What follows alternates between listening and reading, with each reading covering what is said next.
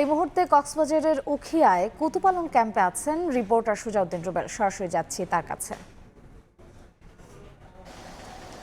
কক্সবাজারের উখিয়া ও টেকনাফে 33টি আশ্রয় শিবির রয়েছে। আশ্রয় শিবিরে লাখ লাখ রোহিঙ্গা বসবাস করছে। তবে সম্প্রতি গতকাল রাতে যে 1,80,000 রোহিঙ্গাকে নিতে মিয়ানমার যে সম্মত হয়েছে, সেই সম্মতিকে সাধুবাদ জানিয়েছে কক্সবাজার আশ্রিত রোহিঙ্গারা।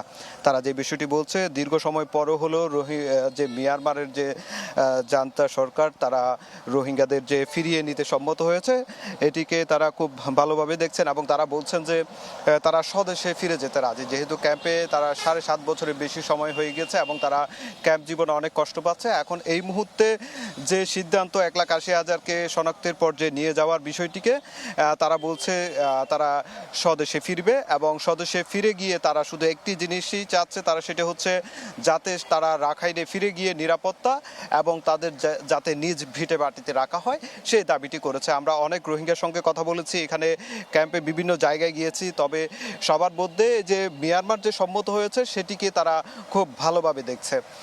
তবে আমরা যে রোহিঙ্গা নেতারা রয়েছে, রোহিঙ্গা নেতাদের সঙ্গে কথা বলেছি। রোহিঙ্গা নেতারা একটি বিষয় বলছে, যেহেতু রাখাইনের যে অংশটি আরাকান আর্মি দখলে রয়েছে, তবে সেই ক্ষেত্রে যাতে কোনো ধরনের বাধাগ্রস্ত না হয় প্রত্যাবাসন ইস্যুটি, সেটি খেয়াল রাখার জন্য তারা বারবার জানিয়েছে। তবে আমরা শরণার্থী ত্রাণ ও প্রত্যাবাসন কমিশনার সঙ্গে কথা বলেছিলাম।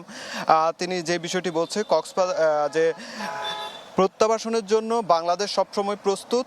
এই প্রস্তুতের আওতায় টেকনাফের কেরুন্তলি, বান্দরবনের ঘুমদুম এবং তুমরু এলাকায় 3টি ট্রানজিট ঘাট রয়েছে। এই ট্রানজিট ঘাটগুলো প্রস্তুত রয়েছে এবং যে কোনো মুহূর্তে যখন হাতে তালিকা আসবে, সেই তালিকা অনুযায়ী পরিবারগুলোকে শনাক্ত করার পর যে প্রত্যাবাসন যে প্রক্রিয়া, সেটির মাধ্যমে তাদেরকে রোহিঙ্গাদের প্রত্যাবাসন করা হবে বলে জানিয়েছে। তো এই ছিল আমার কাছে রোহিঙ্গা ক্যাম্প থেকে সবশেষ।